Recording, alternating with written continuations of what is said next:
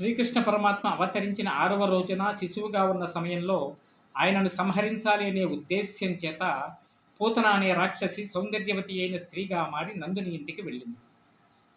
అలాంటి పూతనకు ఆ పరమాత్మ తన యొక్క స్పర్శ భాగ్యాన్ని కలిగించడమే కాకుండా విషపూరితమైనటువంటి స్తన్యాన్ని సైతము స్వీకరించి ఆమెను తల్లిని చేసి అనుగ్రహించాడు అంటే పూతన గత జన్మలో ఎలాంటి పుణ్యం చేసింది.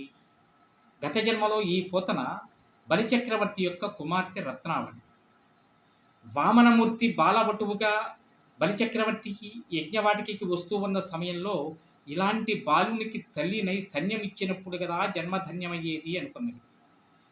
ఆ త్రివిక్రముడు బలిచక్రవర్తిని పాతాళానికి అణిచివేస్తూ ఉన్నప్పుడు ఇతన్ని సంహరించాలి అనుకున్నది. ఇలాంటి విరుద్ధమైనటువంటి భావాలు కలిగినటువంటి ఆ రత్నావళి ద్వాపరయుగంలో పూతనగా జన్మించింది. ఆ పరమాత్మ ఆ పూతనను అనుగ్రహించి మోక్షాన్నిచ్చాడు.